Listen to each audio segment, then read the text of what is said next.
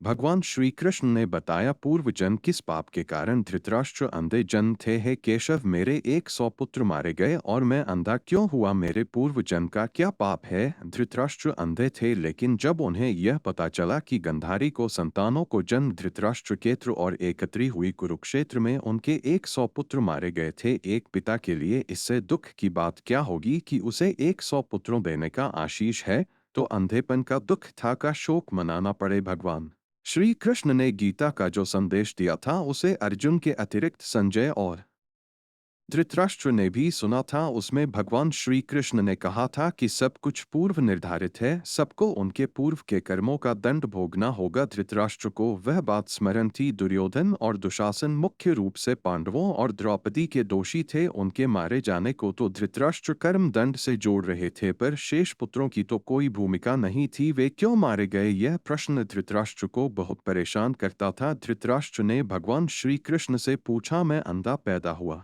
मेरे 100 पुत्र मारे गए, भगवान मैंने ऐसा कौन सा पाप किया है जिसका यह दंड मुझे मिल रहा है? आपने अर्जुन से कहा था कि जो हो रहा है वह कर्मों का दंड है।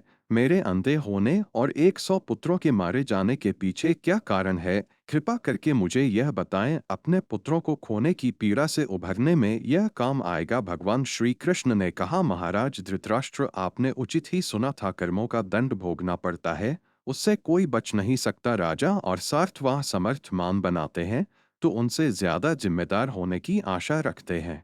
कुछ पाने के लिए कुछ तो देना ही पड़ेगा ना महाराज। आप इस जन्म में भी राजा हैं और पूर्व जन्म में भी राजा थे, पर आपने कई पाप कर्म किए हैं। धृतराष्ट्र अधीर हो गए। वे बोले, हे केशव, मैंने इस जन्म में जो किया वह मेरे सामने है। एक राजा और एक बड़े परिवार का मुखिया होने के नाते मुझे वही उचित लगा। पूर्व जन्म का रहस्य जानने को उत्सुक हूँ। कृपा करके वह रहस्य खोले कि ऐसा कौन सा पाप था कि मैं अंधा भी हुआ और 100 पुत्र भी गंवाए। भगवान श्री कृष्ण ने धृतराष्ट्र को पूर्व जन्म की याद दिलानी शुरू की, उन्हें पूर्व जन्म लेकर गए। भगवान श्री कृष्ण बोले, महाराज धृतराष्ट्र, पिछले जन्म में भी आप एक राजा थे। आपके राज्य में एक तपस्वी ब्राह्मण रहते थे। ब्राह्मण के पास हंसों का एक जोड़ा था जिसके 4 बच्चे थे। ब्राह्मण को उन हंसों से अपने संतान के जैसा लगाव था। ब्राह्मण को तीर्थ यात्रा पर जाना था, लेकिन हंसों की चिंता में वह नहीं जा पा रहा था। उसने अपनी चिंता एक साधु को बताई। साधु ने कहा, तीर्थ में हंसों को बाधक बताकर हंसों का अगला जन्म खराब क्यों करते हो? राजा प्रजा पालक होता है, तुम और तुम्हारे हंस दोनों उनकी प्रजा हो। हंसों को राजा के संरक्षण में रखकर तीर्थ को जाओ। आप एक प्रजा पालक राजा थे, इसलिए ब्राह्मण को यह बात अच्छी लगी। वह आपके पास आया और अपनी सारी परेशानी सुनाई। आपने ब्राह्मण के तीर्थ से लौट आने तक हंसों की रक्षा का दायित्व स्वीकार लिया। ब्राह्मण हंस और उसके बच्चे को आपके पास रखकर तीर्थ यात्रा को गया। हंस आपके महल के तालाब में ही पलने लगे। आपको एक दिन मांस खाने की तीव्र इच्छा हुई। आप उस समय अपने महल के बाग में घूम रहे थे। आपकी नज़र हंसों पर गई। आपने तो सभी जीवों का मांस खाया है, पर हंस का मांस आज तक नहीं खाया। इसका स्वाद आखिर कैसा होता होगा? आप इसी विषय पर सोचते रहे और हंस का मांस खाने की इच्छा तीव्र होती चली गई।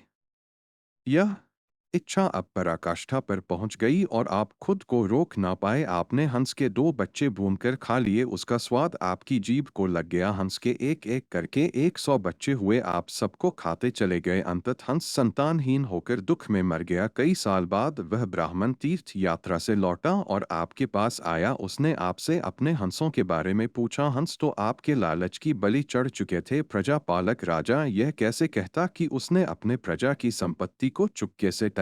इसलिए आपने ब्राह्मण से कह दिया कि हंस बीमार होकर मर गए। ब्राह्मण आप पर पूरा भरोसा करता था। उसने आपकी बात मान ली और विलाप करते घर चले गए। महाराज धृतराष्ट्र, आपने हंस के बच्चे को खाकर और फिर झूठ बोलकर एक साथ कई अपराध किए। आपने तीर्थ यात्रा पर गए ब्राह्मण के साथ विश्वासघात किया जिसने आप पर इतना विश्वास किया था। आपने प्रजा की धरोहर में डाका डालकर राजधर्म भी नहीं निभाया। जीभ के लालच में पड़कर हंस के एक बच्चे भूनकर खा गए जो आपके पास आश्रय के लिए आए थे। इस तरह आपने उस असहाय का वध किया जिसे आपने आश्रय दिया था। यह बहुत बड़ा पाप है। हे राजन, इन घोर पाप कर्मों का आपको दंड मिला है।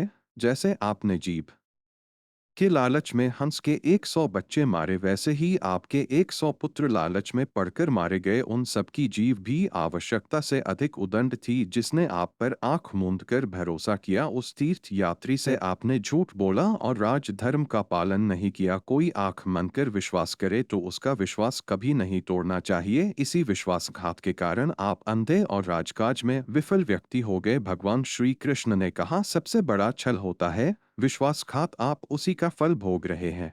अगर यह वीडियो आपको पसंद आई हो तो लाइक, कमेंट और सब्सक्राइब जरूर करें। मिलते हैं अगले इसी तरह की रहस्यमय वीडियोज में। मैं आपका दोस्त दिलीप सुथार।